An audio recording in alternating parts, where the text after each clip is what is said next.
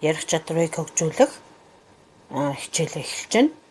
За үүний тулд бол түрүү муу тэмдэглэл, сайн тэмдэглэлийн тухай ярьсан бол энэ удаа муу яриа, сайн яриа гэж юу хэлэх вэ гэдэг талаар нэлийн дэлгэрэнгүй танилцуулъя гэж бодож байна. За муу ярианы нэгдүгээр шинж тэмдэг бол юу ярьж байгаагаа ойлгуулахгүйгээр зөвхөн чэйжсэн тексттэй эсвэл бусдын хэлсэн үгнүүдийг яг дуржигдтал ярьдаг.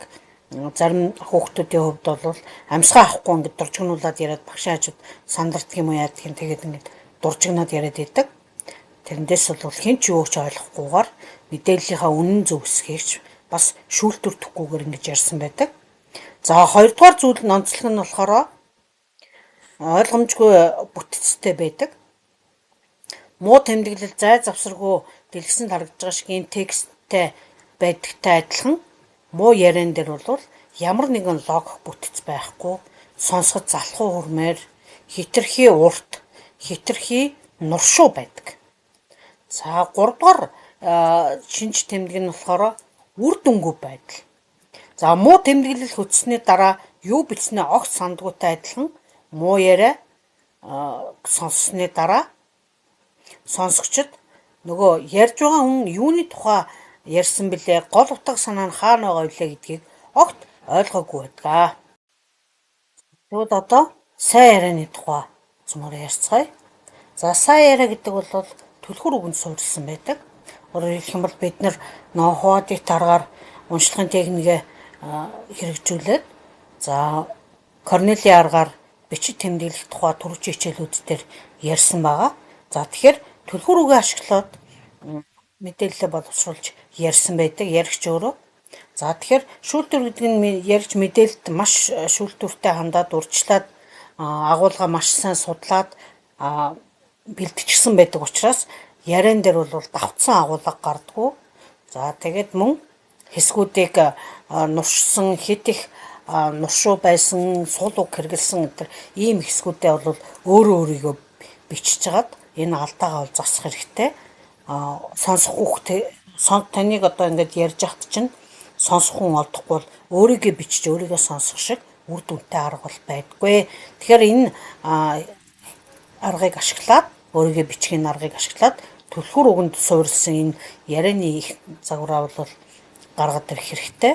За хоёрдугаар алхам нь болохоор логик бүтцтэй байна. За яриагаа болохоор түрүү ярьсанчлан Корнелийн арга шиг тодорхой бүтцтэй асуулт, тайлбар, дүгнэлт гэсэн ийм тодорхой байх нь бол сонсогчдод илүү их ойлгомжтой, эмх зэгцтэй яриа нь үр дүнтэй байх ийм боломжийг олгодог. За мэдээж ярианыхаа явцад схем, зураг, ямар нэгэн ханы сонин гэх мэтлэн ийм зураглалыг ашиглаж тайлбарлавал яриа илүү гоё бодиттой болдог байна. За дараагийн үе шат бол тодорхой байдал. Өөрөө ярьж байгаа хүн өөрийнхөө ярианд итгэхгүй тэгдүүлүү яадаг лээ. За би энэ чинь тэгж одоо тань за зэн тэгдгүүч гэж магадгүй шүү энэ гэж ийм сул уг хэрэглээд байх юм бол таны ярианд бол хүмүүс итгэл үнэмшил төрж таны яриаг ойлгох гэж хичээхэ байлдаг. Тийм учраас ярианд аль болох тийм сул уг ашиглахгүй за өөртөө итгэлгүй байдлыг илэрхийлэхгүй байх нь илүү ярьж байгаа хүний яриа сонсогчдод үр дүнтэй хүрэхэд чухал алхамтай байдаг. За ямар нэгэн байдлаар хоолоо эвгүй оргих юм бол төр зогсоод пауз аваад ч гэх юм уу ингээд яриагаа үргэлжлүүлэх нь аль болох тайван сандарч ээрз гацхгүйгээр аль болох яриагаа тайван үргэлжлүүлэх нь илүү их үр дүнтэй байдаг. За ярих чадвараа хөгжүүлэх 5 алхмын талаар тодруулан ярих гэж ингэж бодож байна. За нэгдүгээр зүйл болохоор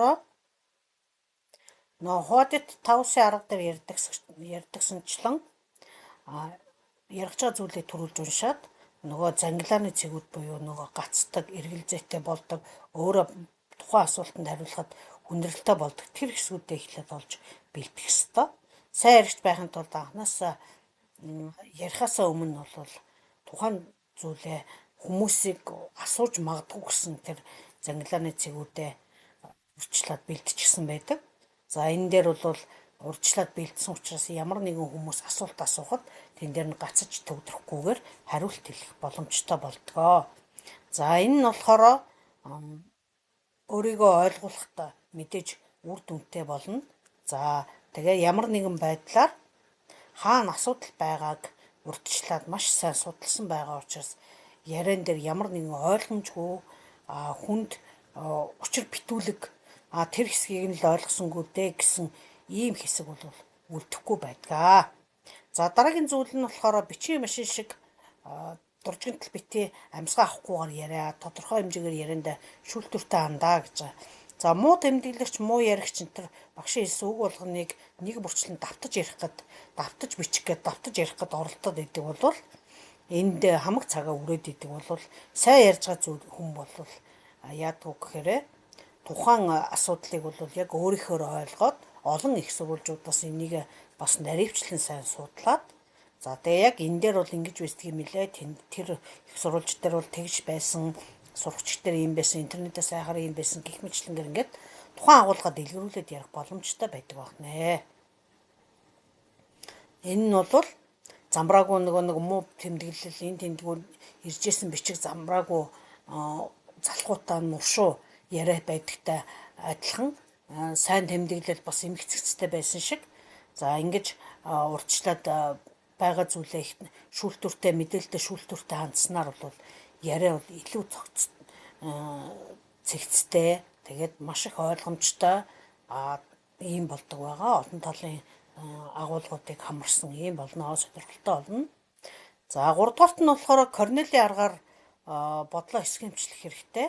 Ярих байгаа зүйлээ 3 техникээр ашиглана. Энэ дээр болохоор юу вэ? Энэ юу вэ? Яагаад ийм болсон бэ? Тэгээд түүнийг дэлгэрүүлэн тайлбарладаг. Энэ хэсэг бол нөгөө Корнелийн тэмдэглэлийн арга дээр хэрэгэлсэн. Яг тэр арга зүгээ ярианда бас яг нь давхар хэрэглэнэ.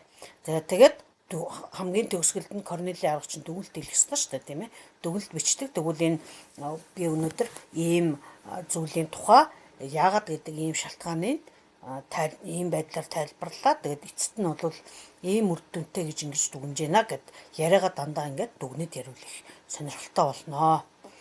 За дараагийнх нь 4-р асуудал бол зураглал ба тэмдэглэл ашиглаарай.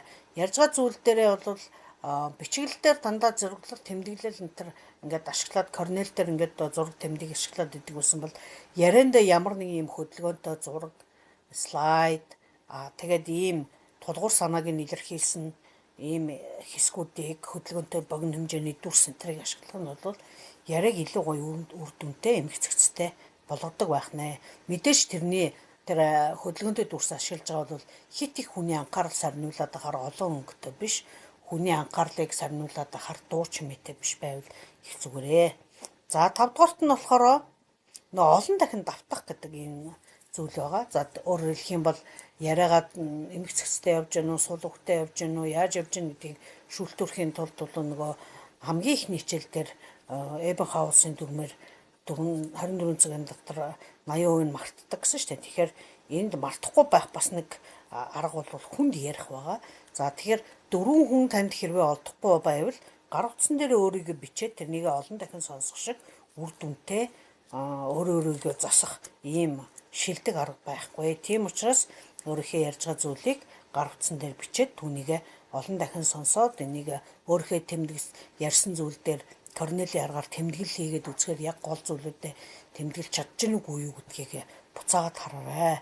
Өөрөөр хэлэх юм бол өөрийнхөө эхлээд хийсэн Корнелийн тэмдэглэлээ харахгүйгээр өөрийнхөө ярьсан зүйл дээр буцаад Корнел хийж тэмдэглэл хийгээд хоёр Корнелийнхаа тэмдэглэлийг хооронд нь харьцуулаад үзэхээр дунд нь орхисон зүйлүүд байна уугүй юу гэдгийг шүүлтүүлдэг. Би энэ санаагаа орхисон байна. Дараагийн удаа бичлэг хийхдээ энэ санаагаа сайжруулъя гэх мэтлэнгээр ингээд яриагаа олон дахин сайжруулад байх тусам, олон ярих тусам ярих зүйл нь илүү гоё сул уг нь байхгүй болоод илүү гоё эмх цэцтэй болдог юм аа. Өөрийгөө хөгжүүлэх чиглэлээр ярих чадварыг дэмжих блуртингийн техникийг нэмэлтээр оруулж өглөө. Энэ хичээлийг та бүхэн судлаад туршиж үзээрэй.